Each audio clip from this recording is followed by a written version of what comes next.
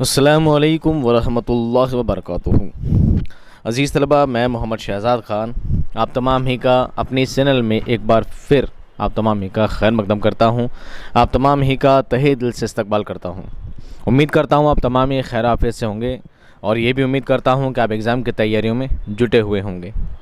प्यारे बच्चों, आज एक बहुत ही इम्पॉर्टेंट सबक मैं आपके लिए लेकर आया हूँ। सबक का नाम है कारतूस। सबक का नाम है कारतूस और ये आरबीएससी बोर्ड के लिए बहुत ही ज़्यादा इम्पॉर्टेंट सबक है। ये आपके टर्म 2 यानी आपका सालाना इम्तिहान जो होने वाला है उसमें ये सबक आएगा ही आएगा। इससे सवाल ज़रूर पूछे जाते हैं, तो सबक को बिल्कुल भी स्किप ना करें और ध्यान से समझने की कोशिश करें। हर एक लफ्ज़ को मैं बहुत अच्छे वाज़ेह तौर पर समझाऊंगा। ये बहुत ही अच्छा ड्रामा है, एक ड्रामे की तर्ज पे लिखा गया है। ठीक है, बहुत ही शानदार सबक है। जिस तरह आप इसको सुनेंगे आपको एक बहुत ही शानदार एक जंगजू की कहानी आपको इसमें नज़र आएगी। एक बड़े हिम्मत वाले इंसान वज़ीर अली की इसमें कहानी आपको नज़र आएगी। बहुत ही खूबसूरत अंदाज़ में हबीब तनवीर ने इस कहानी को लिखा है। आइए जानते हैं, सुनते हैं और समझते हैं। सबसे पहले हमेशा की तरह सबक को पढ़ने से पहले उसके शायर का, उसके मुसन्निफ़ का, उसके लेखक का मुख्तसर तारुफ जानेंगे। उससे भी पहले क्या करेंगे, सबक के टाइटल के बारे में जानेंगे। उसके बाद हम बारी बारी आगे अपने सबक को आगे बढ़ाएंगे।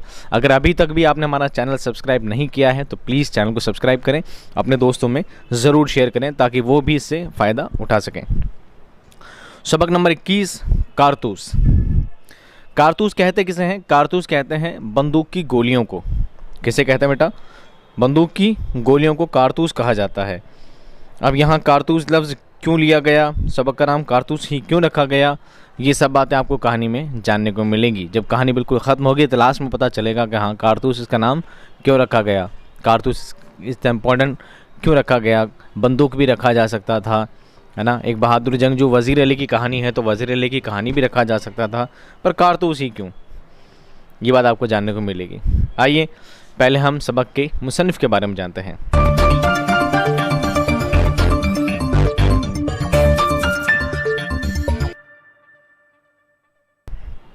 हबीब तनवीर कौन है?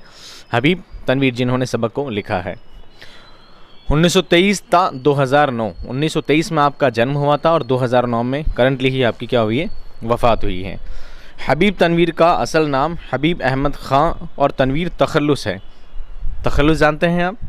आपका असल नाम क्या है? हबीब अहमद ख़ान और तखल्लुस आपका क्या है? तनवीर है। तखल्लुस शायर, कोई भी शायर जब कोई शायरी लिखा करता है, कोई गज़ल लिखा करता है तो उसमें आखिर में अपना नाम, एक छोटा सा नाम इस्तेमाल किया करता है जिसे तखल्लुस कहा जाता है। ठीक है, एक छोटा नाम, उपनाम जिसे कहा जाता है, इंग्लिश में पेन नेम जिसे कहा जाता है, इस्तेमाल करता है, उसे तखल्लुस कहा जाता है। अदबी और सक़ाफ़ती दुनिया में वो हबीब तनवीर के नाम से जाने जाते थे। अदबी यानी साहित्यिक, अदबी यानी साहित्यिक दुनिया में उनको हबीब तनवीर के नाम से ही जाना जाता है। नागपुर यूनिवर्सिटी से बीए करने के बाद ऑल इंडिया रेडियो में मुलाजिम हुए। नागपुर यूनिवर्सिटी से आपने बीए किया और उसके बाद ऑल इंडिया रेडियो में आप मुलाजिम हो गए। ऑल इंडिया रेडियो में मुलाजिम का मतलब है नौकरी आपने प्राप्त की, नौकरी हासिल की। इब्तिदा में उन्होंने फ़िल्मी गीत और मुकालमे लिखे, फिर कुदसिया ज़ैदी के हिंदुस्तानी थिएटर में शामिल हो गए। इब्तिदा यानी प्रारंभ में, शुरुआत में उन्होंने फ़िल्मी गीत लिखे, फ़िल्मों के लिए गाने लिखे, फ़िल्मों के लिए क्या लिखे? गाने लिखे, लिरिक्स लिखे। उसके बाद मुकालमे लिखे। मुकालमे कहते हैं डायलॉग्स को, मुकालमा कहते हैं डायलॉग्स को। फ़िल्मों में जो हीरो हीरोइन जिस तरह के किरदार हुआ करते हैं, जो डायलॉग बोला करते हैं, उन डायलॉग्स को लिखना आपने शुरू किया। उनके जो संवाद होते हैं, संवाद लिखने का कार्य आपने शुरू किया। फिर कुदसिया ज़ैदी के हिंदुस्तानी थिएटर में आप शामिल हो गए। लंदन और जर्मनी में ड्रामे की तकनीक पर महारत हासिल की। लंदन और जर्मनी के ड्रामे की तकनीक पर आपने क्या की? महारत हासिल की। आपने ड्रामे लिखना शुरू किया। ड्रामा लिखना जो फ़न है, उस फ़न को आपने बामे उरूज पर पहुंचाया है। ठीक है, उर्दू में ड्रामे की जो उर्दू में ड्रामा निगारी को जो शोहरत हासिल हुई है, उसमें हबीब तनवीर का बहुत बड़ा नाम है। उन्होंने बहुत से उर्दू ड्रामे लिखे जिन्हें बहुत से मुश्तरकी और मगरबी मुल्कों में स्टेज किया गया। मगरबी यानी पश्चिमी और दूसरे मुल्कों में भी उनको क्या किया गया, स्टेज किया गया, उन ड्रामों को स्टेज पर परफॉर्म किया गया। स्टेज किया गया मतलब स्टेज पर परफॉर्म किया गया जो ड्रामा आपने लिखे थे। उनमें 7 पैसे, चरणदास चोर, हरमा की कहानी, आगरा बाज़ार, शाजापुर की शांतिबाई, मिट्टी की गाड़ी और मेरे बाद बहुत मशहूर हुए हैं। ड्रामे तो आपने बहुत सारे लिखे हैं, पर उनमें कुछ नाम जो आपको यहाँ पर दिए गए हैं ये बहुत ही ज़्यादा मशहूर हुए हैं आपके ड्रामों में, जिससे आपका नाम आज तक क्या है, जिंदा हो जावेद है। उनका एक बड़ा कारनामा ये भी है कि उन्होंने अपने ड्रामों के ज़रिए छत्तीसगढ़ के लोक कलाकारों को कौमी सतह पर रोशनास कराया। छत्तीसगढ़ के लोक कलाकार जो होते हैं उनको क्या किया गया, कौमी सतह पर रोशनास करा गया, उनके सामने लाया गया। हबीब तनवीर को कौमी और बीनुल कवामी सतह के कई एजाज़ात से नवाजा गया। एजाज़ात यानी सम्मान, एजाज़ यानी होता है सम्मान, एजाज़ात एजाज़ की जमा है, एजाज़ का बहुवचन है। एजाज़ यानी सम्मान, आपको कई अवार्ड से सम्मानित किया गया। बीनुल कवामी सतह के एजाज़ी कई तरह के राज्य और राष्ट्रीय स्तर पर आपको सम्मानित किया गया है। हुकूमत फ़्रांस ने उनको अपनी सवाने हयात लिखने के लिए स्कॉलरशिप देने का ऐलान किया। देखिए बहुत बड़ी बात है ये, बात आपको बहुत ज़्यादा अहम है, आपके लिए सवाल आ भी सकता है।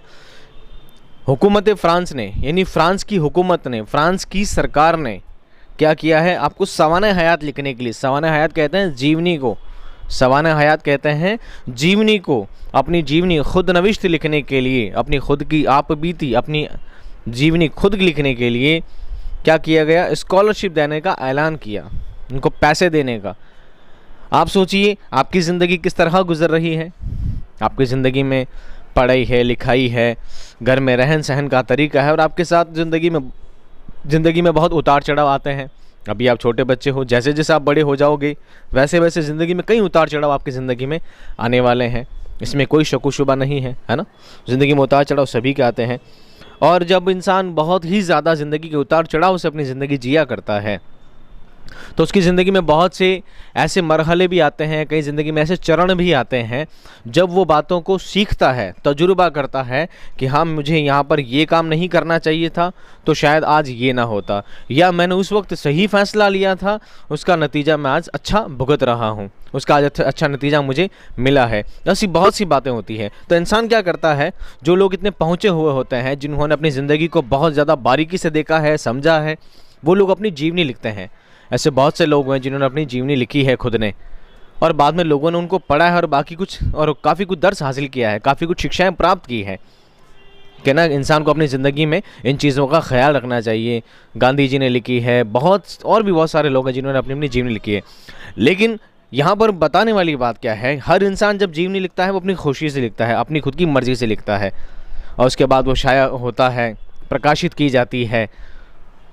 कुछ लोग ज़िंदा होते हैं तभी प्रकाशित जो हो जाती है, कुछ लोग मर जाते हैं, उनके बाद दूसरे लोग उनकी जीवनी लिख के क्या करते हैं, प्रकाशित करते हैं और पैसा कमाते हैं। लेकिन हुकूमत फ़्रांस जानती थी, फ़्रांस की सरकार जानती थी हबीब तनवीर एक बहुत ही आला दर्जे के इंसान है और इनकी ज़िंदगी बहुत उतार चढ़ाव वाली ज़िंदगी रही है। तो हम चाहते हैं कि आप अपनी जीवनी लिखो और हम आपको इस अपनी ही ज़िंदगी लिखने के पैसे देंगे। कितनी बड़ी बात है, कोई आपको बोले आपकी ज़िंदगी लिखकर बताओ, उसका आपको क्या दिए जाएंगे, पैसे दिए जाएंगे। तो कितना अनोखी बात थी, और वो भी हिंदुस्तान की सरकार नहीं, दूसरे मुल्कों की सरकार उनको कह रही है कि आप अपनी जीवनी लिखो, यानी इतने आला दर्जे के आप इंसान हुए हैं। आगे देखिए, अपनी ज़िंदगी के आखिरी अय्याम तक वो इसे कलमबंद करने में मसरूफ़ थे। अय्याम कहते हैं, अय्याम जमा है यौम की, यौम यानी दिन, यौम यानी दिन, दिवस, डे, यौम यानी दिन, और यौम की जमा है अय्याम यानी दिनों। अपनी ज़िंदगी के आखिरी दिनों तक, जब तक वो ज़िंदा रहे तब तक वो क्या करते रहे, कलमबंद करने में। कलमबंद से मतलब है उन सब बातों को लिखने में जो उन्होंने अपनी ज़िंदगी में तजुर्बात किए थे, जो ज़िंदगी में अनुभव किया था, जो उनकी जीवनी थी, उन सभी को लिखते रहे थे, उसमें मसरूफ़ रहे। मसरूफ़ रहना यानी व्यस्त रहना, बिज़ी रहना, वो अपनी ज़िंदगी में बिज़ी रहे उन सब बातों को लिखने में, ज़िंदगी के आखिरी मोड़ तक। हिंदी, बंगाली, मराठी और यूरोप की कई ज़बानों में उनके ड्रामे तर्जुमा हो चुके हैं। ना सिर्फ हिंदी में, ना सिर्फ उर्दू में, बल्कि दूसरी ज़बानों में भी क्या हो चुके हैं आपके ड्रामे तर्जुमा हो चुके हैं, यानी ट्रांसलेट हो चुके हैं। अब हम आते हैं सबक पे डायरेक्ट। इस सबक को पढ़ने से पहले मैं आपको दो बातें बताऊंगा। इस सबक को पढ़ने के बाद इस सबक का जो हीरो है, इस ड्रामे का जो हीरो है वज़ीर अली, आपको ऐसा लगेगा जैसे कोई सुपर हीरोज़ की जो आपने कहानियाँ देखी है, मूवीज़ वगैरह देखी हैं, आपको सुपर हीरो वाली फीलिंग आएगी कि वो बंदा ऐसा शख्स है जिसको बिल्कुल किसी तरह का डर नहीं है, किसी बात का खौफ नहीं है। एक सुपर हीरो की जिस तरह मूवी देखा करते हैं, कुछ ऐसी ही फीलिंग आपको आखिर में उससे भी आने लगेगी। और दूसरी चीज़ ये है, अगर आप किसी शख्स की बहादुरी बताना चाहते हैं, किसी शख्स की बहादुरी बताना चाहते हैं कि फ़लाँ शख्स बहुत बहादुर था, फ़लाँ शख्स बहुत हिम्मत वाला था, इतना ही कह देना उसके लिए काफ़ी नहीं होता। और जब हम उससे कोई किस्सा, कोई कहानी उससे अटैच करके बताते हैं, उससे जोड़ कर बताते हैं कि उस शख्स ने एक बार ऐसा काम किया था कि शेर के मुंह में हाथ डाला और दोनों जबड़े फाड़ कर फेंक दिए, तो पता लगता है हाँ वह शख्स कुछ ज़्यादा ही बहादुर था, वो शख्स कुछ ज़्यादा ही हिम्मत वाला था, है ना। तो जब कुछ ऐसी बातें सामने आती है तभी उस शख्स की बहादुरी हमारे पल्ले पड़ती है, उसकी बहादुरी हम समझ पाते हैं। तो यहाँ पर एक वज़ीर अली जो कहानी का मेन हीरो है, उसके बारे में ड्रामे का मेन हीरो है, उसको एक बड़े मौसर अंदाज में आपके सामने पेश किया गया है। उम्मीद करता हूँ आपको ये बहुत ही पसंद आएगा। अब चूँकि ये कहानी एक ड्रामे के फ़न पर लिखी गई है, तो ड्रामा कैसे स्टार्ट होता है, कैसे स्टेज किया जा रहा है, कैसे स्टेज पर प्रदर्शित किया जा रहा है, उन सब बातों को भी यहाँ पर पहले बताया जाता है। तो पहले हम समझेंगे ड्रामे की थीम कि ड्रामा कैसे स्टेज हो रहा है। स्टेज देखिए पहले आप। कहानी का नाम है, ड्रामे का नाम है कारतूस। क्या है? कारतूस। कारतूस यानी बंदूक की गोलियाँ। ड्रामे के किरदार, किरदार यानी पात्र, ड्रामे के पात्र, कैरेक्टर्स कौन कौन है? एक है कर्नल, दूसरा है लेफ्टिनेंट, तीसरा है सिपाही और चौथा है सवार। इस वक्त ये मामला चल रहा है। ज़माना है 1799 का। 1799 का ये ज़माना है जब ईस्ट इंडिया कंपनी ने हिंदुस्तान में क्या कर लिया था? कब्ज़ा कर लिया था और धीरे धीरे अंग्रेज़ हिंदुस्तान में घुस रहे थे। उस ज़माने की बात है। वक्त है रात का, वक्त है रात का। और जगह, जगह कहाँ है ये देखिए। गोरखपुर के जंगलों में कर्नल कॉलिंस के खैमे का अंदरूनी हिस्सा। कर्नल कॉलिंस एक अंग्रेज़ कर्नल है, उसके खैमे, खैमे कहते हैं तंबू, खैमा कहते हैं तंबू, उसके तंबू का अंदरूनी हिस्सा, अंदर का हिस्सा है। और दो अंग्रेज़ बैठे बातें कर रहे हैं, कर्नल कॉलिंस और एक लेफ्टिनेंट। दो अंग्रेज़ लोग हैं, एक कर्नल कॉलिंस है और दूसरा एक लेफ्टिनेंट है। वो दोनों आपस में बैठकर क्या कर रहे हैं? बातें कर रहे हैं। कहाँ पर? एक तंबू के अंदर, एक तंबू के अंदर। तंबू का है गोरखपुर में। खैमे के बाहर चांदनी छटकी हुई है, यानी हल्की हल्की चांदनी है, चांदनी रात है। अंदर लैंप जल रहा है, क्योंकि तंबू में तो लाइट फिटिंग होगी नहीं। 1799 की बात है बेटा। उस ज़माने में LED बल्ब नहीं हुआ करते थे ना, बैटरीज वगैरह नहीं हुआ करती थी, तो ज़माने लैंप जल रहा है। कुछ ऐसा ये मंजर है। आप अंदाज़ा लगाइए कि स्टेज किस तरह का हो सकता है, ये किरदार किस तरह का चल रहा है, माहौल क्या हो सकता है। इस बात को आपको समझना है कि रात का टाइम है, 1799 का ज़माना है, पुराने ज़माने की बात है। दो अंग्रेज लोग हैं, तंबू के अंदर बैठे हैं, अंधेरे का वक्त है, अंदर लैंप जल रहा है, बाहर हल्की हल्की सी चांदनी है और चार लोग ये किरदार इसमें मौजूद हैं। अब देखिए कहानी होती है शुरू। साइड में नाम लिखे हैं और एक तरफ बातें लिखी हैं, क्योंकि संवाद पे लिखा गया है। ड्रामा हमेशा संवाद लेखन के रूप में ही होता है। ड्रामा किस तरह होता है? किरदारों के मुकालमे के अंदाज में लिखा जाता है, उनकी बातचीत के रूप में लिखा जाता है। तो ये लोग जिस तरह नाम लिखे, उनका नाम के हिसाब से वो लोग क्या कर रहे हैं? बात कर रहे हैं आपस में। सबसे पहले बोलता है कर्नल। कौन बोलता है? कर्नल क्या बोलता है? जंगल की ज़िंदगी बड़ी ख़तरनाक होती है, जंगल की ज़िंदगी बहुत ख़तरनाक, बहुत ज़्यादा मुश्किलों भरी होती है। तो लेफ्टिनेंट बोलता है हफ्तों हो गए यहाँ खैमा डाले हुए। हफ्ते यानी कई दिन हो गए हैं यहाँ पर खैमा डाले, यहाँ पर तंबू लगाए हुए। सिपाही भी तंग आ गए हैं, ये वज़ीर अली आदमी है या भूत, हाथ ही नहीं लगता।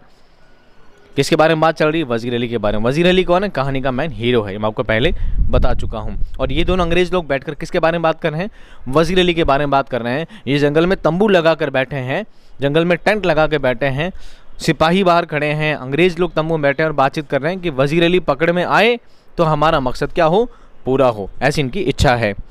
और वज़ीर अली है कि पकड़ में आता ही नहीं, आदमी है क्या भूत? गुस्सा कर रहे हैं उस पर। कर्नल बोलता है, उसके अफसाने सुनकर रॉबिन हुड के कारनामे याद आ जाते हैं। उसके अफसाने, अफसाना कहते हैं कहानियों को, अफसाना कहते हैं कहानियों को, कि जब वज़ीर अली की कहानियाँ सुनते हैं तो किसकी याद आ जाती है? रॉबिन हुड के कारनामे याद आ जाते हैं। रॉबिन हुड भी एक पुराना किरदार है जो गरीब लोगों, अमीर लोगों को लूटता था और गरीब लोगों की मदद किया करता था। तो वज़ीर अली भी कुछ इस तरह का ही किरदार है। वज़ीर अली भी ऐसा ही किरदार है। जब उसके बारे में बात करते हैं, उसके बारे में कहानियाँ किस्से सुनते हैं लोगों से, तो बिल्कुल रॉबिन हुड की याद आ जाती है कि वो भी वैसा ही आदमी है। अंग्रेज़ों के खिलाफ उसके दिल में किस कदर नफरत है, किस कदर, एक तो होता है नफरत है, एक होता है सख्त नफरत है, एक होता है किस कदर नफरत है, यानी नफरत की भी बहुत ज़्यादा हद, नफरत की इंतहा, बहुत ही ज़्यादा अंग्रेज़ों से क्या करता है, नफरत करता है। कौन? वज़ीर अली। कोई 5 महीने हुकूमत की होगी, सिर्फ 5 महीने लगभग उसने हुकूमत किया होगा, हुकूमत की होगी, शासन किया होगा, शासन चलाया होगा, मगर इस 5 महीने में वो अवध के दरबार को अंग्रेज़ी असर से बिल्कुल पाक कर देने में तकरीबन कामयाब हो गया था। उस बंदे ने, यानी वज़ीर अली ने लगभग 5 महीने ही शासन चलाया होगा, लेकिन 5 महीने में उसने इतनी हिम्मत दिखाई कि अवध के शासन को इतना मजबूत बना दिया था कि धीरे धीरे अंग्रेज़ों का क्या सफाया होने को ही था, सफाया होने ही वाला था, सफाया कर चुका था, इतनी उसमें हिम्मत थी। लेकिन आगे क्या होता है देखिए, लेफ्टिनेंट कहता है, कर्नल कॉलिंस, ये सादत अली कौन है? लेफ्टिनेंट पूछता है ये सादत अली कौन है? बात चल रही वज़ीर अली की, अब जानते हैं सादत अली कौन है। ये दूसरा किरदार है, ठीक है। ये सिर्फ बात, इसके बारे में बात सुनेंगे, पर सादत अली इस कहानी में बीच में कहीं नहीं आएगा, ठीक है। कर्नल कहता है आसिफुद्दौला का भाई है, आसिफुद्दौला का भाई है। आपने अगर प्लासी का युद्ध वगैरह पुरानी बातें पढ़ी होगी, अगर आपने इतिहास में चीज़ों को पढ़ा होगा कि 1857 से भी इतने साल पहले, 1799, 1800 ईस्वी से पहले का जो काल था, उसमें नवाब सिराजुद्दौला, नवाब आसिफुद्दौला, अवध के ज़माने में लोग हुआ करते थे, है ना। तो आपने इस पढ़ा होगा इनके बारे में इतिहास में। तो नवाब आसिफुद्दौला का भाई है, भाई कौन है? सादत अली। देखिए किरदार ढंग से समझिए, एक तो है नवाब, कौन है? आसिफुद्दौला, उसका कौन है? भाई, उसके भाई का नाम है सादत अली, ठीक है। आप कैरेक्टर कर लीजिए, आप अंदाज़ा लगा लीजिए, अपने भाई बहन को जोड़ जुड़ा कर देख लीजिए कि ठीक है, एक तो आसिफुद्दौला है, उसके भाई का नाम क्या है? सादत अली है। अब देखिए वज़ीर अली का चचा और उसका दुश्मन। तो आसिफुद्दौला का कौन हुआ? वज़ीर अली। जो मेन हीरो है उसके बाप का नाम है आसिफुद्दौला, उसके वालिद का नाम है आसिफुद्दौला, और सादत अली उसका चाचा है। और वो अपने चाचा से क्या रखता है? दुश्मनी रखता है। अपने चाचा से क्या रखता है? दुश्मनी रखता है। वज़ीर अली का चचा और उसका दुश्मन है। दरअसल नवाब आसिफुद्दौला के हाँ लड़के की कोई उम्मीद ना थी। हाँ का मतलब है यहाँ, उर्दू में ना इन लफ्ज़ों को इस्तेमाल किया जाता है। हाँ का मतलब है यहाँ, आसिफुद्दौला के यहाँ लड़के की कोई उम्मीद नहीं थी। तो आसिफुद्दौला को जो पता लगा कि भाई मैं बूढ़ा हो जाऊँगा, मैं मर जाऊँगा, तो मेरे पीछे शासन कौन चलाएगा? होता है ना, जब एक राजा मर जाता है तो राजा के मरने के बाद उसके पीछे उसका बेटा ही सारा शासन संभालता है। तो वो कहता है मेरे तो कोई बेटा है ही नहीं, मेरा शासन कौन चलाएगा, कौन संभालेगा? वज़ीर अली की पैदाइश को सादत अली ने अपनी मौत का ख्याल किया। तो जब आसिफुद्दौला मरने वाला था तो उसका भाई सादत अली ने सोचा कि भाई के तो बेटा होगा नहीं, तो जब बेटा नहीं होगा तो जाहिर सी बात है छोटे भाई का नंबर आएगा। तो अच्छा है भाई मर जाए, आसिफुद्दौला मर जाए तो मेरा नंबर आ जाए। सादत अली ने सोचा मैं शासन संभालूंगा, मैं मज़े करूँगा, राजा बनना मज़े का काम है, उसको अच्छा लगता था। तो उसने सोचा ये मर जाए तो मेरे आराम हो जाए, ये मर जाए तो मेरे आराम हो जाए। लेकिन तभी क्या होता है? वज़ीर अली का जन्म हो जाता है। क्या हो जाता है? वज़ीर अली का जन्म हो जाता है और उसका सारा मामला क्या हो जाता है? धरा का धरा रह जाता है। और सादत अली को लगता है भाई अब तो ये हो गया है, अब भतीजा हो गया है भाई, अब यही शासन संभालेगा, मेरा नंबर नहीं आने वाला। तो इससे अच्छा है भतीजे को सल्टा दो, भतीजे को सल्टा दो, भतीजे को सफाया कर दो ताकि अपन शासन संभाल सके। समझ में आ गई बात? आसिफुद्दौला का बेटा नहीं होना था, लेकिन बाद में वज़ीर अली हो चुका था, इसलिए सादत अली से उसकी क्या हो गई? दुश्मनी हो गई। इस बात से सादत अली चाहता था कि वो अपने भतीजे को मार दे ताकि खुद शासन संभाल सके, खुद मज़े कर सके कुल मिलाकर। अब आगे देखिए लेफ्टिनेंट क्या कहता है, मगर सादत अली को अवध के तख्त पर बढ़ाने में क्या मसलहत है? अब लेफ्टिनेंट कहता है सादत अली जो कि अभी अवध के तख्त पर बैठा है, तख्त पर बैठने का मतलब है शासन चला रहा है। वज़ीर अली को बनना था पर वज़ीर अली तो बादशाह नहीं बना, सिर्फ 5 महीने रहकर हटा दिया गया, और अभी सादत अली को बना रखा है। किन लोगों ने बनाया? अंग्रेज़ लोगों ने ही बनाया उसे कि तू बैठ शासन पर, वज़ीर अली को हटा देते हैं। ऐसा करने में मसलहत क्या है, यानी इसके पीछे राज क्या है? इसके पीछे राज क्या है? इसको करने का पीछे मसलहत क्या है, ज़रूरत क्या है? ऐसा क्यों किया गया कि सादत अली को आपने बिठा दिया? वो इतना भरोसे लायक क्यों है, वज़ीर अली क्यों नहीं? कर्नल कहता है सादत अली हमारा दोस्त है और बहुत ऐश पसंद आदमी है। ऐश करने वाला मतलब आप समझते हैं, बहुत ऐश कर ली और बेटे मौज कर दी, समझ गए ना? ये वो वाला ऐश है। एक राजा बनने के बाद उसके पास पैसा टका सब हो जाता है तो वो उम्मीद करता है कि वो खाए पिए मज़े करे, दुनिया के हर गलत काम में ऐश और आराम में पड़ा रहे। बहुत राजा, बहुत बादशाह अच्छे भी हुए हैं, बहुत बादशाह ख़राब भी हुए हैं। सारे बादशाह ख़राब नहीं होते, सारे बादशाह अच्छे नहीं होते। तो सादत अली था जो क्या ऐश पसंद आदमी था। अंग्रेज़ों को पता था कि इस बंदे को क्या चाहिए, इस बंदे को बस खाना पीना मज़े मारने के लिए पैसा चाहिए, इसको और कुछ नहीं चाहिए। तो हम इसको जैसा बोलेंगे ये वैसा वैसा करता रहेगा, क्योंकि ये ऐश पसंद आदमी है। इसको ऐश करने वाला कुछ नहीं चाहिए, हम इसको ऐश देते रहेंगे और हम अपना काम यहाँ पे चलाते रहेंगे। हमें तो बस यहाँ की क्या चाहिए, सत्ता चाहिए, हमें तो बस हिंदुस्तान में अपने पाँव जमाने हैं। उसने हमें अपनी आधी मुमलिकत दे दी। मुमलिकत जो उसके मुल्क की, जो उसकी मिल्कियत होती है, उसकी आधी प्रॉपर्टी उसने दे दी। किसने? सादत अली ने। और 10 लाख रुपए नकद। अब वो भी मज़े करता और हम भी। सादत अली ने क्या करा? अपने भतीजे को शासन से हटवाने के लिए, अपने भतीजे वज़ीर अली को शासन से, सत्ता से हटवाने के लिए अंग्रेज़ लोगों से जाकर मिल गया। वो कहते हैं कि अगर तुम्हें हिंदुस्तान में रहना है तो तुम मेरा साथ दो, मैं तुम्हारा साथ दूंगा। तो उसने अंग्रेज़ों से एक मिलकर षड्यंत्र बनाया और वज़ीर अली को सत्ता से हटवा दिया। अब सादत अली ने क्या किया? अपनी आधी प्रॉपर्टी अंग्रेज़ों को दे दी और साथ में 10 लाख रुपए भी दे दिए और बोला कि ठीक है, अब तुम तुम्हारी मर्जी आए जो करो और मैं मेरी मर्जी आएगी जो करूँगा। तुम भी मज़े करो, मैं भी मज़े करता हूँ। उसका मकसद तो यही था, वो किसी तरह भतीजे को हटवा दे, और उसने हटवा दिया, उसका मकसद पूरा हो गया। समझ में आ गई ना बात इजीली? लेफ्टिनेंट कहता है, सुना है ये वज़ीर अली अफ़गानिस्तान के बादशाह शाह जमां को हिंदुस्तान पर हमला करने की दावत दे रहा है। लेफ्टिनेंट किससे पूछता है? कर्नल से पूछता है कि अफ़गानिस्तान को जो बादशाह है शाह जमान बहुत ताकतवर है, बहुत बड़ी फ़ौज वाला है। तो मैंने सुना है कि वज़ीर अली अफ़गानिस्तान के जो बादशाह है उसको बोलता है, उसको कह रहा है कि तुम यहाँ पर आओ, हिंदुस्तान पर आओ और अंग्रेज़ों से लड़ाई करो, अंग्रेज़ों से जंग करो, मैं तुम्हारा साथ दूंगा और किसी तरह अंग्रेज़ों को हिंदुस्तान से भगाओ, अंग्रेज़ों को हिंदुस्तान से भगाओ ताकि हम अपने मुल्क को आज़ाद करा सकें। मैंने ऐसा सुना है। मैंने यानी लेफ्टिनेंट ने सुना है। कर्नल कहता है, अफ़गानिस्तान को हमले की दावत सबसे पहले असल में टीपू सुल्तान ने दी, फिर वज़ीर अली ने भी उसे दिल्ली बुलाया और शमसुद्दौला ने भी। अब ये कर्नल क्या कहता है? कर्नल कहता है कि आप अगर ये सोच रहे हो कि अफ़गानिस्तान को जो बादशाह है उसे दावत दी, दावत देना मतलब निमंत्रण देना, आमंत्रण देना, बुलाना। दावत का मतलब है बुलाना। तो अफ़गानिस्तान के जो बादशाह हैं उसको दावत देने का काम, उसको बुलाने का काम सिर्फ वज़ीर अली ने नहीं किया है, बल्कि इससे पहले टीपू सुल्तान ने भी कर रखा है। टीपू सुल्तान मैसूर का बादशाह है ना, सुन रखा है टीपू सुल्तान का नाम आपने? तो इससे पहले टीपू सुल्तान भी कर चुका है, उनको दावत दे चुका है कि आओ हिंदुस्तान पर हमला करो।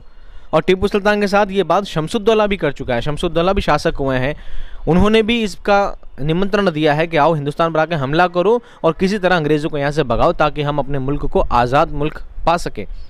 वो अकेला नहीं है बल्कि 3 लोग हो चुके हैं। लेफ्टिनेंट कहता है, कौन शमसुद्दौला? अब लेफ्टिनेंट कहता है, भाई ये तो ठीक है, वज़ीर अली को तो मैं समझ गया कौन है, आसिफुद्दौला का बेटा है, सादत अली का भतीजा है।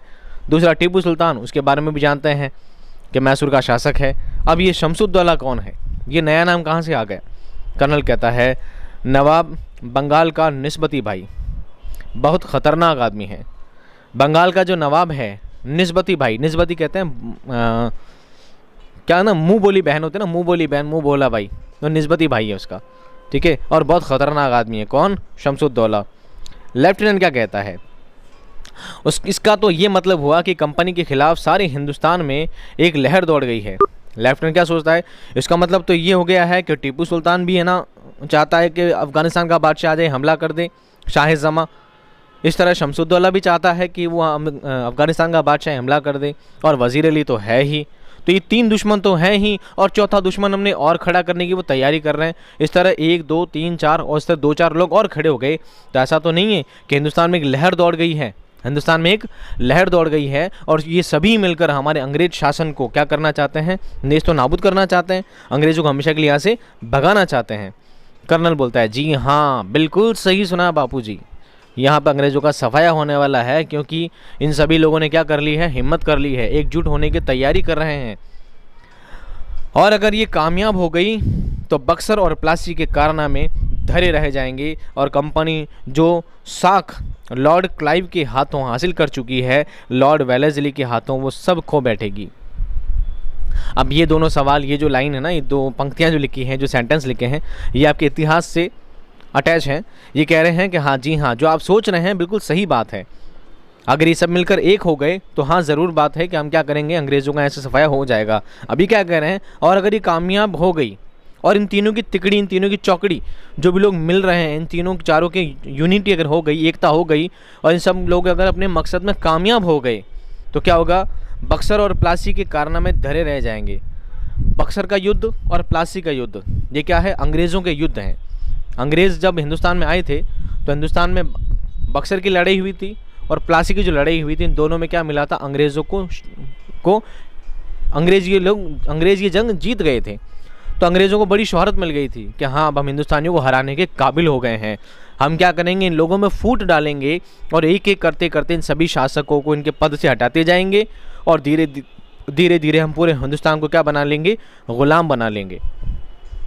तो क्या कहते हैं, प्लासी के और बक्सर के जो कारनामे हैं, प्लासी और बक्सर में जो हमने शोहरत पाई है, प्लासी और बक्सर की लड़ाई जीत कर जो हमने हिंदुस्तान को हासिल किया है, वो सब धरे रह जाएंगे। और वो कंपनी जो साख लॉर्ड क्लाइव के हाथों हासिल कर चुकी है, साख कहते हैं इज्जत को, साख कहते हैं इज्जत को, रुतबे को, कि कंपनी की जो इज़्ज़त है, कंपनी यानी अंग्रेज़ कंपनी, ठीक है, ईस्ट इंडिया कंपनी, अंग्रेज़ों ने जो इज़्ज़त कमाई है लॉर्ड क्लाइव के हाथों। उस ज़माने में लॉर्ड क्लाइव था, लॉर्ड क्लाइव के टाइम में ये दोनों जंग हुई थी, प्लासी का युद्ध और बक्सर का युद्ध, ये दोनों जंग उसी ज़माने में हुई थी। उससे लॉर्ड क्लाइव ने जो अंग्रेज़ों को इज़्ज़त पहुँचाई है, इस कंपनी को जो इज़्ज़त पहुँचाई है, वो लॉर्ड वेलेस्ली के हाथों वो सब खो बैठेंगे। और अभी जो करंटली टाइम चल रहा था, यानी जब बातचीत चल रही थी, वो क्या है, लॉर्ड वेलेस्ली का टाइम है, लॉर्ड वेलेस्ली का टाइम है।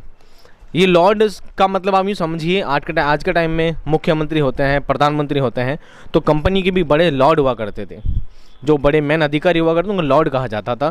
कि लॉर्ड क्लाइव के ज़माने में जो इज़्ज़त पाई थी, अब लॉर्ड वेलेस्ली के हाथों में सब क्या हो जाएगी, साफ़ हो जाएगी। अब अंग्रेज़ों का अस्तित्व क्या हो जाएगा, यहाँ से ख़त्म हो जाएगा अगर ये सभी लोग एक हो गए तो। लेफ्टिनेंट कहता है वज़ीर अली की आज़ादी बहुत खतरनाक है। अब लेफ्टिनेंट क्या कहता है कि हमें क्या करना होगा, एक एक करके इनकी यूनिटी ख़त्म करनी होगी। और वज़ीर अली क्या है, बहुत ख़तरनाक आदमी है, बहुत क्या है, ख़तरनाक आदमी है, जाबाज आदमी है। हमें किसी ना किसी तरह उस शख्स को गिरफ़्तार कर लेना ही चाहिए, क्योंकि अगर वो चार लोग मिलकर शाहजमा को बुला रहे हैं, अगर एक एक करके उन सभी लोगों को क्या कर दिया जाए, हथिया लिया जाए, कि करके इन लोगों को हरा दिया जाए, तो वो चौथा शख्स जो अफ़गानिस्तान से आने वाला वो तो आ ही नहीं पाएगा। और जब वो चौथा भी नहीं आएगा तो तीन को हम ही तोड़ देंगे। तो क्या होगा, इस तरह हम बचे रहेंगे, अंग्रेज़ों की हुकूमत यहाँ पर बरकरार रहेगी और ये जो मुल्क है हम हमेशा के लिए हम इसे ग़ुलाम बना कर रख सकेंगे। तो हमें किसी तरह क्या करना चाहिए, वज़ीर अली को पकड़े लेना चाहिए, चाहे कुछ भी हो जाए।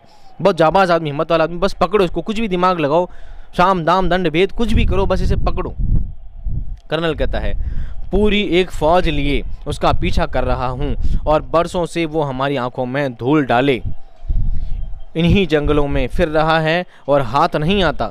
उसके साथ चंद जाबाज है, मुट्ठी भर आदमी, मगर ये दमखम।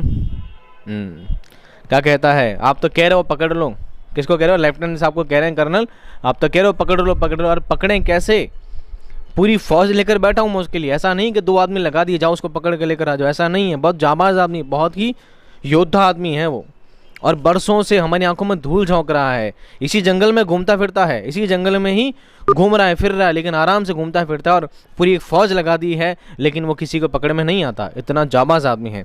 उसके साथ चंद जाबाज हैं, जाबाज कहते हैं जिनको जान की परवाह नहीं हो, जो जान अपनी मुट्ठी पर लेकर, जो अपनी हथेली पर लेकर चलते हों, उसे कहते हैं जाबाज। क्या कहते हैं, जाबाज, यानी जान की बाजी लगाने वाली, जान की बाजी लगाने वाले क्या कहलाते हैं, जाबाज कहलाते हैं। जिनको अपनी जान की, अपनी मौत की फ़िक्र नहीं होती है, इतने बड़े मजबूत योद्धाओं को क्या कहा जाता है, जाबाज कहा जाता है। उसके साथ चंद जाबाज है, चंद यानी थोड़े, अ फ्यू। उसके साथ कुछ जाबाज भी हैं, कुछ हिम्मत वाले सैनिक भी हैं, और मुट्ठी भर आदमी, मगर ये दमखम। आगे एक्सप्लेनेशन मार्क लगा है, कौन सा है, एक्सप्लेनेशन मार्क लगा है कि मुट्ठी भर आदमी है। मुट्ठी भर का मतलब होता है थोड़े से, बिल्कुल कम, 2 4 5 10 आदमी हैं, थोड़े से आदमी हैं, और दमखम, इतनी हिम्मत, ये बड़ी मिसाल वाली बात है, ये बहुत मिसाल वाली। हम इतनी बड़ी फ़ौज लेकर बैठे हैं और हम उसे ढूंढने के लिए लगे हैं और महीनों हो गए हैं और हम उसे पकड़ नहीं पा रहे हैं। इसी जंगल में घूमता है फिरता है, मज़े करता है, और हमारे हाथ में नहीं आता है, धूल झोंकता फिरता। आंखों में धूल झोंकना एक मुहावरा है, नहीं पकड़ में ना आना। आंखों में धूल झोंकना है नहीं पकड़ में आना, एक मुहावरा है, हमारी आंखों में धूल झोंकता फिरता है और पकड़ में नहीं आता है। और उसके बाद 2 4 5 कुल थोड़े से आदमी हैं और ये हिम्मत देखो, दमखम, हिम्मत का मतलब, दमखम का मतलब होता है हिम्मत, उनकी हिम्मत की दाद देनी होगी। लेफ्टिनेंट कहता है सुना है वजीर अली ज़ाती तौर से बहुत बहादुर आदमी है। ज़ाती तौर इंडिविजुअल, पर्सनैलिटी मैन।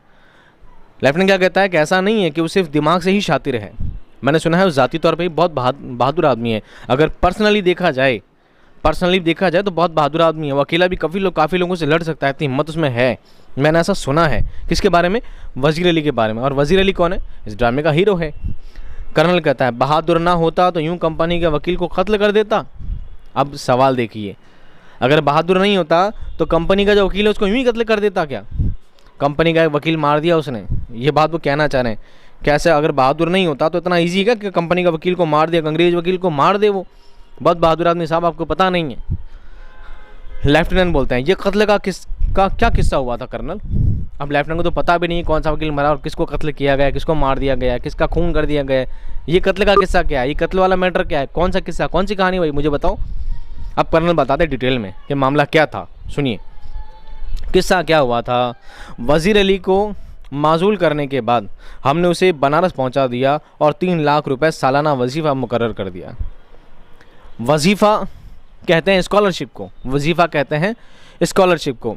तो उस ज़माने में, अंग्रेज़ों के ज़माने में क्या होता था, जब अंग्रेज़ लोग किसी को सत्ता से हटाया करते थे, किसी के शासन को अपना लिया करते थे, हथिया लिया करते थे, तो उसके राजा महाराजा को वहाँ से शासन से विरक्त कर दिया करते थे, अलग कर दिया करते थे और उसको सालाना एक स्कॉलरशिप दे दिया करते थे कि भाई तेरी सालाना तनख्वाह ले ले, अब तो इसमें खा भी मज़े कर, तेरा शासन हम चलाएंगे, तेरा शासन हम चलाएंगे। तो क्या किस्सा क्या हुआ था, वज़ीर अली को माजूल करने के बाद, यानी शासन से हटा देने के बाद, माजूल करना हटा देना, हमने उसे बनारस पहुंचा दिया। कहाँ पहुंचा दिया? बनारस भेज दिया और 3 लाख रुपए सालाना वजीफ़ा मुकर्रर कर दिया। मुकर्रर करना है तय करना, मुकर्रर करना है नहीं तय करना। 3 लाख रुपए सालाना। हमने कहा भाई हर साल के साल तेरे को 3 लाख रुपए देंगे, अब तू शासन छोड़, गद्दी छोड़, हम अपना शासन चला लेंगे, तू यहाँ से जा। उसको बनारस वहाँ से भेज दिया था। किसको? वज़ीर अली को। उसके बाद क्या हुआ, कुछ महीने बाद गवर्नर जनरल ने उसे कलकत्ता तलब किया। तलब करना है नहीं बुलाना, तलब करना है नहीं बुलाना। कलकत्ता का जो गवर्नर जनरल था उसने क्या किया, वज़ीर अली को बुलाया, आओ हमारा ऑफिस में आओ, बात करते हैं। क्या करते हैं? बात करते हैं। बुलाया कहाँ पर? कलकत्ते में। वज़ीर अली कंपनी के वकील के पास गया जो बनारस में रहता था और उससे शिकायत की कि गवर्नर जनरल उसे कलकत्ते में क्यों तलब करता है। वज़ीर अली कहाँ गया? कंपनी के वकील के पास गया, कंपनी का जो एडवोकेट था उसके पास गया और बोला कि भाई ठीक है, जब तुम लोगों ने शासन से हटा दिया, बात ख़त्म, तुम लोगों ने सालाना 3 लाख रुपए तय कर दिए, हर साल 3 लाख रुपए स्कॉलरशिप दोगे, हर साल 3 लाख रुपए वजीफ़ा दोगे, मुझे मेरी तनख्वाह दे दोगे, पेमेंट दे दोगे, मानदेय दे दोगे, सब बात सब जगह ठीक है। अब मुझे ये बताओ, ये कलकत्ता का जो गवर्नर जनरल है ये मुझे क्यों तलब कर रहा है, ये मुझे क्यों बुला रहा है, मेरे उससे क्या है, मेरे को उससे कोई लेना देना नहीं है, मेरे को 3 लाख रुपये दो, बात ख़त्म, मुझे और कुछ नहीं चाहिए। हालांकि मैटर कुछ और ही था। वकील ने शिकायत की परवाह न की। वकील ने कहा चल चल बहुत आते तेरे जैसे। वकील ने क्या कहा? बहुत आते तेरे जैसे। क्यों तवज्जो नहीं दी? उसको लगा वो एक आम हिंदुस्तानी है, एक कॉमन आदमी है, एक साधारण सा आदमी है। भाई क्या आप 2-3 लाख रुपए चंदा लेने वाला, आप 2-3 लाख रुपए तनख्वाह लेने वाला आदमी है, तो अब कोई बादशाह थोड़ी है, अब कोई बादशाह थोड़ी। उसने उसे हल्के में ले लिया। क्या ले लिया? हल्के में ले लिया। और वज़ीर अली हल्के में लेने वाला आदमी था क्या? और वो तो हीरो भाई, वज़ीर अली तो क्या है, कहानी का हीरो है, उसको हल्के में लेने वाली बात बनती नहीं है। तो वज़ीर अली ने बोला आता माजी सटक ली। क्या बोला? आता माजी सटक ली, भैया हल्के में ले रहा अपने को। उसने उल्टा उसे बुरा भला सुना दिया। और वकील ने कहा बुला रहा है तो जाने का, बुला रहा है तो जाने का, यहाँ पे मुंडा नहीं दिखाने का।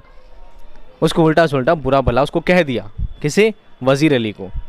कहा कि अगर आपको गवर्नर जनरल कलकत्ता में तलब कर रहा है, अगर आपको बुलाना चाहते हैं ऑफिस में, तो जाओ उनसे जाकर बात करो, ठीक है, मेरे पास बैठने का नहीं। वज़ीर अली के दिल में यूं भी अंग्रेज़ों के ख़िलाफ़ नफ़रत कूट कूट के भरी हुई है। उसने खंजर से वकील का काम तमाम कर दिया। क्या कर दिया? उसने कहा भाई ज़्यादा बोलने का नहीं। जब उसकी सटक जाती है, जब वज़ीर अली का खोपड़ा काम नहीं करता है, उसको दिल में पहले अंग्रेज़ों के लिए बहुत ज़्यादा नफ़रत थी, अंग्रेज़ों से वैसे भी बहुत ज़्यादा नफ़रत किया करता था, उसको तो पसंद नहीं था अंग्रेज़ों से बात करना, फिर भी साला बात करना आया था भाई। अब तो उल्टा सुल्टा बोलता, उसको बर्दाश्त नहीं हुआ, उसे जेब से खंजर निकाला। खंजर कैसे कहते हैं? एक तो था चाकू, एक होती है तलवार, एक होता है चाकू छोटा, एक होती है तलवार।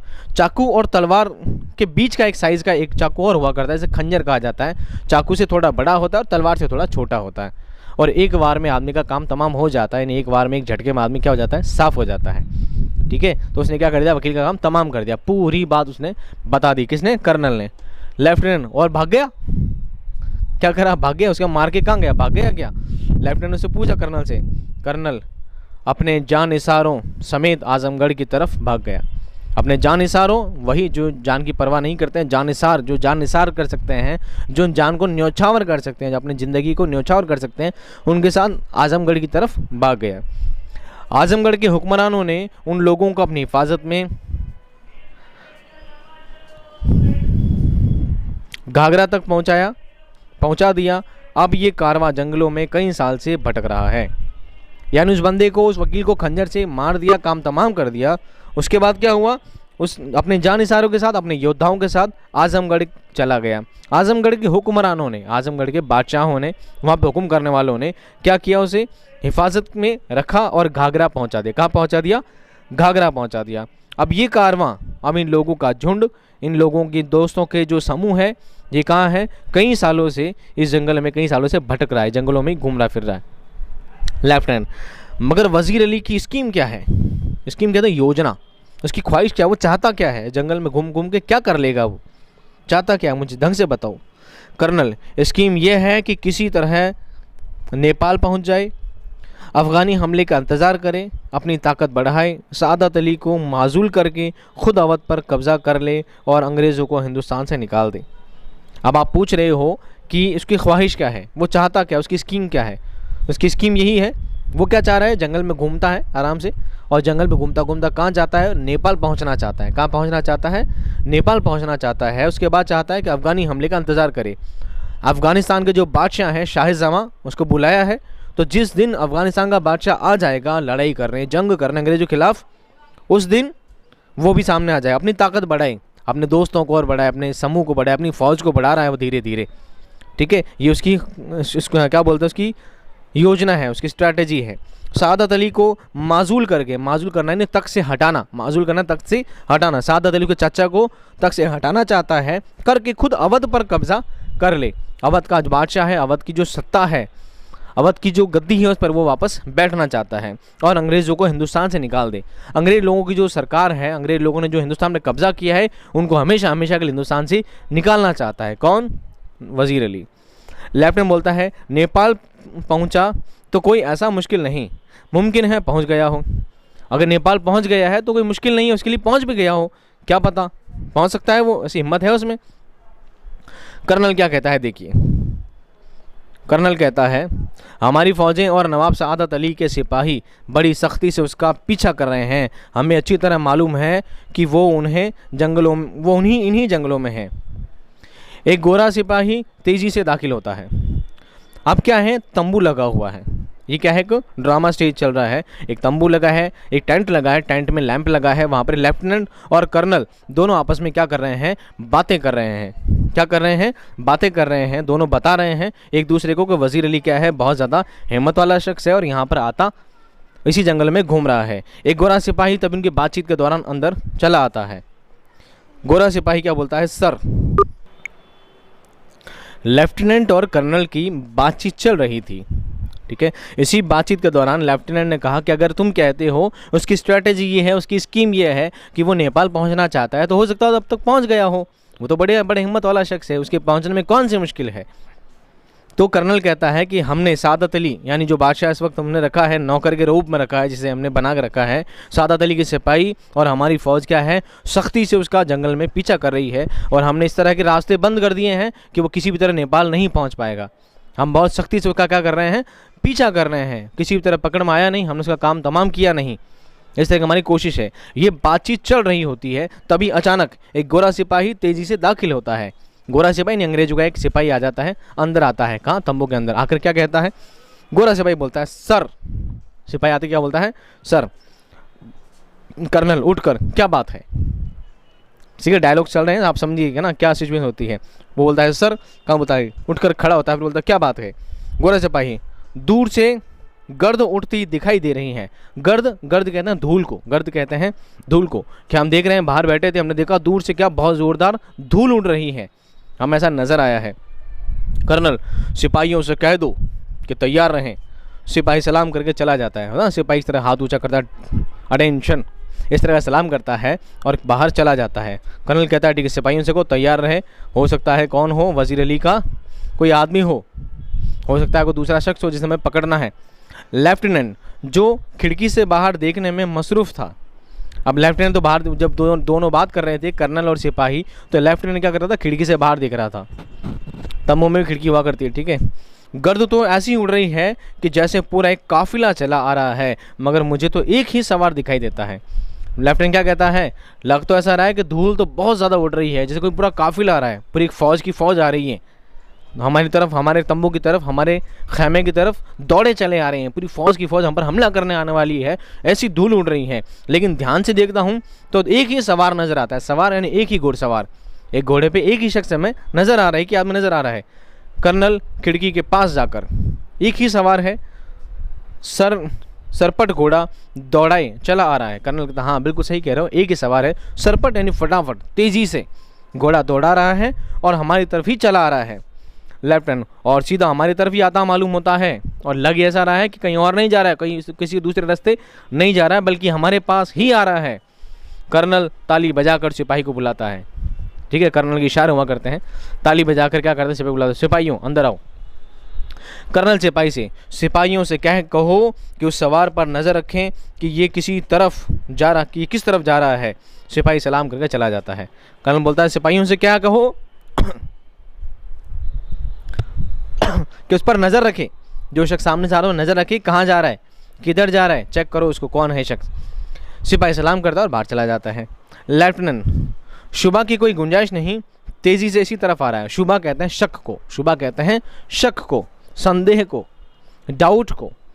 शुबा की कोई गुंजाइश नहीं है, शक वाली कोई बात है ही नहीं, कोई गुंजाइश नहीं है, सीधा हमारी तरफ ही आ रहा है, कोई चेक करने वाली बात नहीं है। सिपाहियों को रहने दो, कहने दो कि कहाँ जा रहा है, किधर जा रहा है, कहीं नहीं जा रहा है, सीधा हमारी तरफ ही आ रहा है। टापों की आवाज़ बहुत करीब आकर रुक जाती है। टापों की, टाप कहते हैं घोड़े के नीचे जो नाल लगी होती है, जब घोड़ा दौड़ता है तो उसकी खट खट खट की आवाज़, टुकड़ुक टुकड़ुक की आवाज़ आती है ना, तो टापों की आवाज़ बहुत तेज़ी से आ रही थी, धीरे धीरे क्या होती है, कम हो जाती है और बाद में रुक जाती है।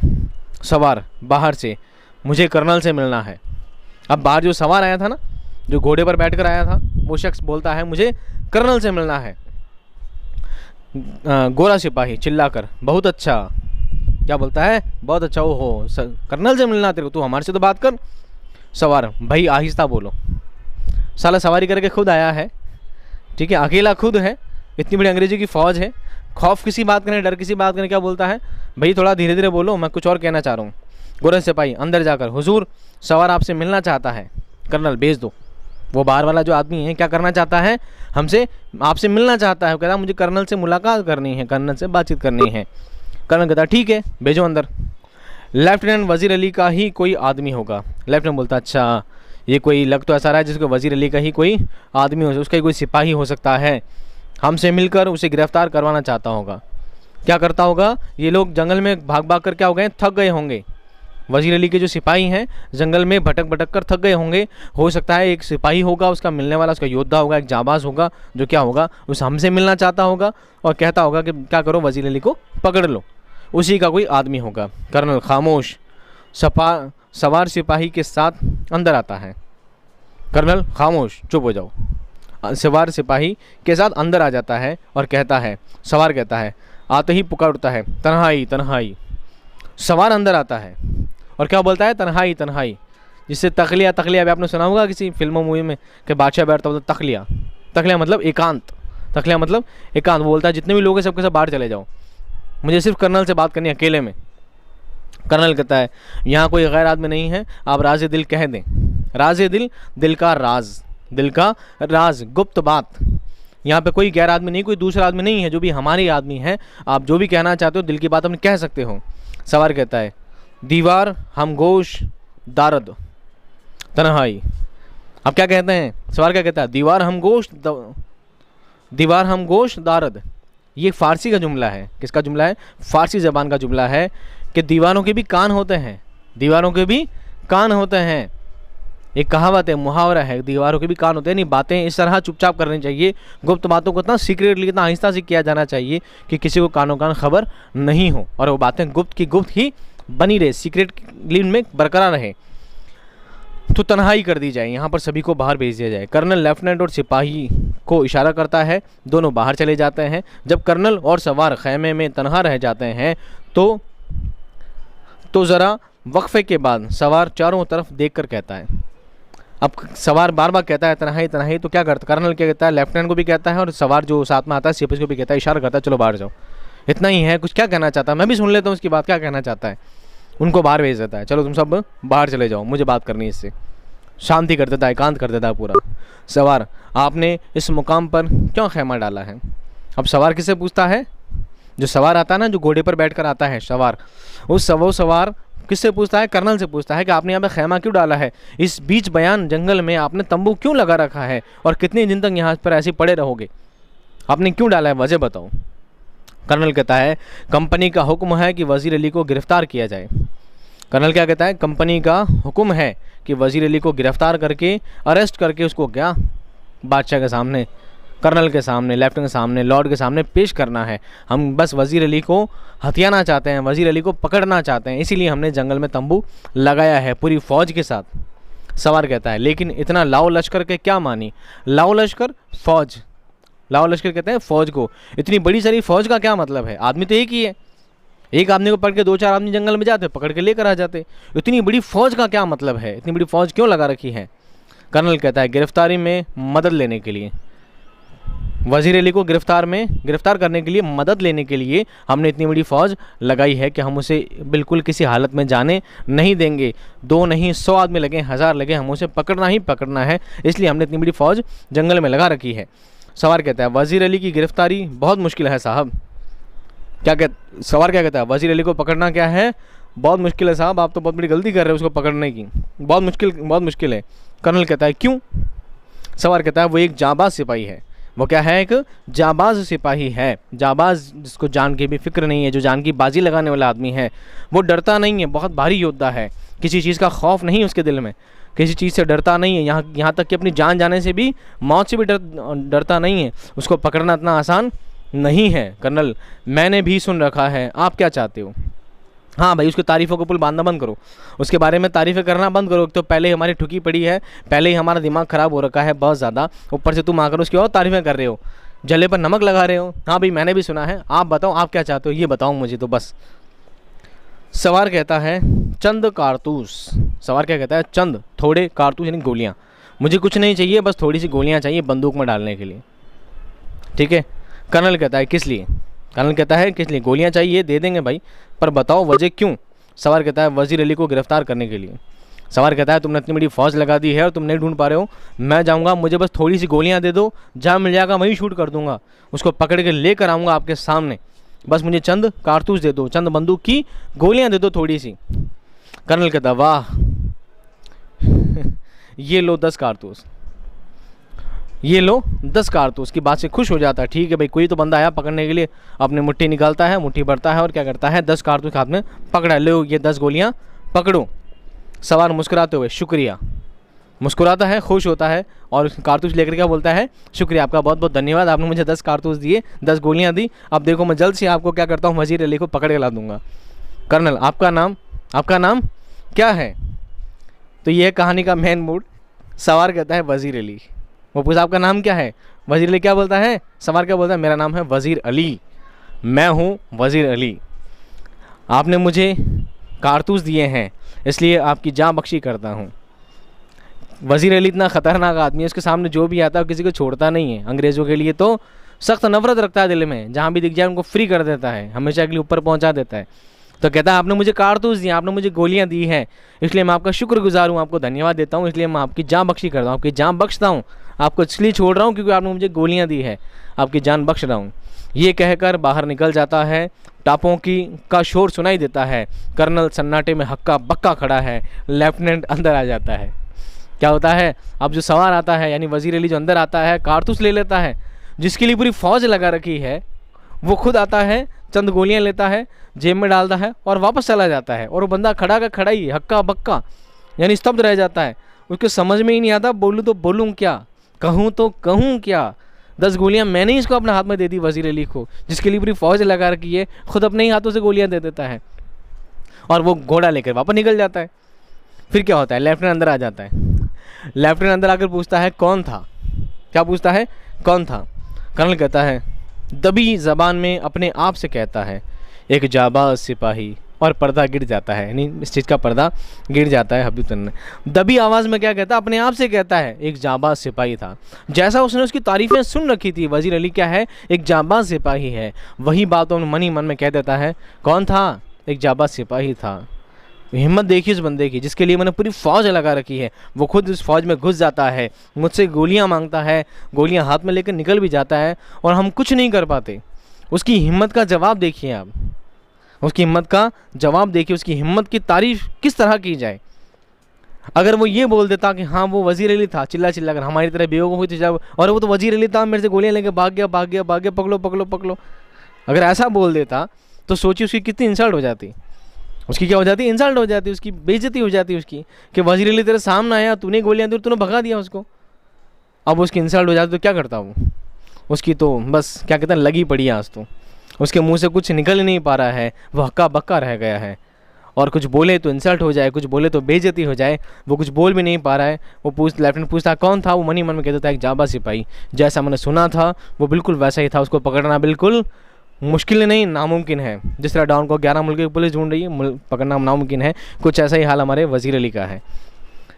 प्यारे बच्चों, इस तरह सबक आपका ख़त्म होता है। उम्मीद करता हूँ सबक आपको बहुत पसंद आया होगा। सबक से रिलेटेड मैं आपको 3 बात और बताऊंगा। पहला सबक आपके लिए है, इंसान तब तक जीत सकता है ज़िंदगी में तब तक उसमें क्या है, हिम्मत है।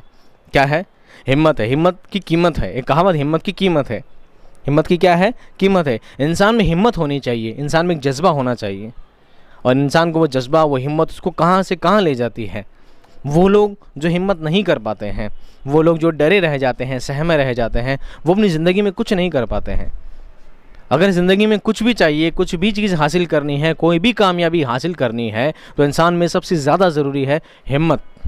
अगर इंसान में हिम्मत है तो उस हर चीज़, हर मुश्किल को आसान कर सकता है, हर सफ़र को तय कर सकता है। और अगर इंसान में हिम्मत नहीं है तो वो कभी ज़िंदगी में आगे नहीं बढ़ सकता। यही बात आपको कारतूस सबक के ज़रिए हबीब तनवीर ने आपको समझाने की, एक मैसेज देने की क्या की है, कोशिश की है कि हिम्मत कितनी होनी चाहिए। हिम्मत तो इतनी होनी चाहिए कि जिसके लिए पूरा लाव लश्कर लगाया गया है, जिसके लिए पूरी फ़ौज लगाई गई है, वो उसी फ़ौज में चला जाता है, वहाँ के कर्नल से गोलियां लेता है, अब जेब में डालता है और वापस आराम से चला जाता है, और कोई उसका बाल बाका नहीं कर पाता। क्यों नहीं कर पाता? क्योंकि उसमें हिम्मत है। उसमें क्या है, हिम्मत है। अगर वो डर जाता कि इतनी बड़ी फ़ौज है, मैं जाऊँगा मुझे पकड़ लेगा, है ना, तो कुछ क्या कर पाता, कुछ नहीं कर पाता। ये उसकी हिम्मत की बात है। इंसान में हमेशा हिम्मत रहनी चाहिए। ये हिम्मत ही आपको हमेशा दुनिया में, ज़िंदगी में, आखिरत में हर जगह आपको कामयाबी पर पहुंचाएगी। लेकिन हिम्मत हमेशा सही काम के लिए, हमेशा कामयाबी के लिए, ना कि गलत कामों के लिए। उम्मीद करता हूँ सबक आपको पसंद आया होगा। सबक कैसा लगा आप मुझे कमेंट बॉक्स में ज़रूर बताएं। सबक से रिलेटेड अगर कोई क्वेरी, कोई सवाल कुछ भी रह जाता है तो आप मुझसे चैट बॉक्स में ज़रूर पूछ सकते हैं। आरबीएससी के लिए सबक बहुत ज़्यादा इंपॉर्टेंट है, तो आप प्लीज़ इसे अच्छी तरह से सबक को याद करें, समझें। इससे सवाल बहुत ज़्यादा पूछे जाते हैं। IMP क्वेश्चन के लिए, इंपॉर्टेंट क्वेश्चन के लिए मैं अलग से वीडियो लेकर आऊँगा।